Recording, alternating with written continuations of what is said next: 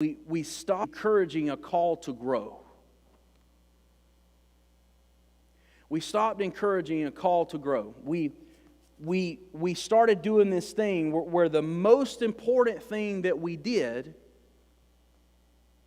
was saving souls, right? And it is the most important thing that we do as part of the church and part of the body of Christ is to bring people to Jesus.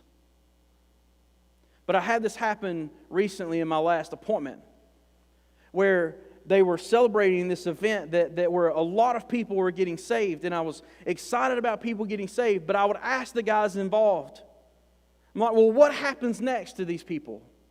Well, what do you mean?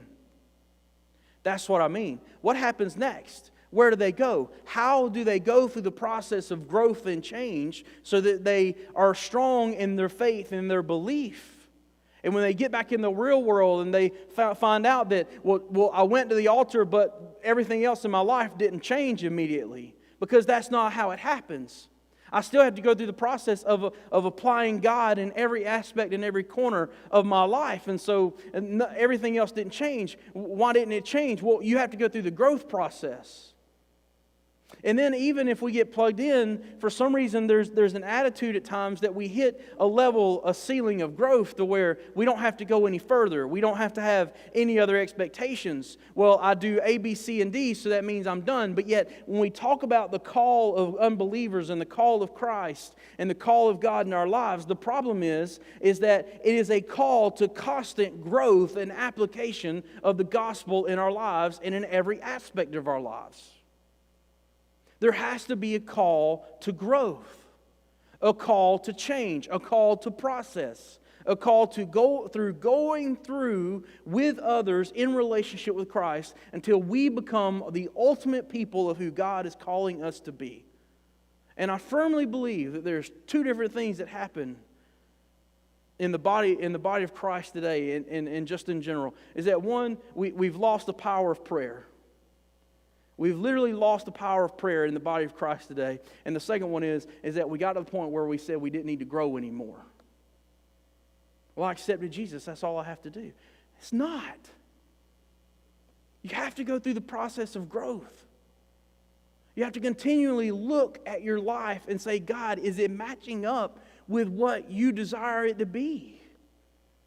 Am I fulfilling the Scriptures? Am I going through the process? Am I applying the Word in every aspect of my life? You have to go through that process. And guess what? Unbelief is part of that process. Why? Because when I struggle in my belief, I'm forced to question. And I'm forced to allow God to enter into those questions because I have nowhere else to go to. And God looks at it and He says, okay, well, Tommy, you're struggling in your unbelief. Here's the challenge you need to deal with. And then when I deal with that challenge, if I'm willing to go through the process of growth, when I deal with that challenge, He shows me who I can be. And I go through that process and I become who He desires for me to be. Does that make sense? I know it's a lot, but I need us to get it. That unbelief is part of the process for your benefit. Not to hurt you, not to harm you, but for your benefit. How do we close this message? How do we finish it up so that you guys can go to Sunday school and I can be done? I want to encourage you, the number one thing you can do today, and I've said it already multiple times, the number one thing you can do today if you're struggling in unbelief is pray. You got to pray. You got to fall on your knees and plant your face on the ground. You got to weep. You got to hunger after God like you've never hungered after God before. Guys, you got to dig into some of your emotions sometimes that you don't want to dig into. And you've got to seek God with your whole heart.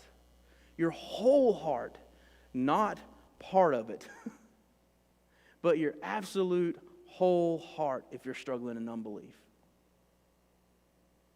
You're in a good place. You're in the right time. But you've got to pray and struggle and go through the process of digging into, why am I struggling in my belief? How can God help me grow? How can I become the man or woman that He's called me to be in His name? And then you got to find help with others. You got to be in relationship with others who are like-minded, who are strong in their faith. Friendships are vitally important when you're struggling in your belief. Notice that in the story, Thomas was with his friends.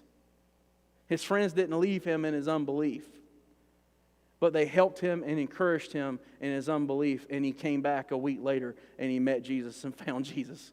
You can be a friend, or you can find friends that can help you through this process. Friendships are vital when you're struggling in unbelief. And if you're living life without relationships, without friendships of others who are in faith, you're missing one of the major benefits of being in relationship with people in the church.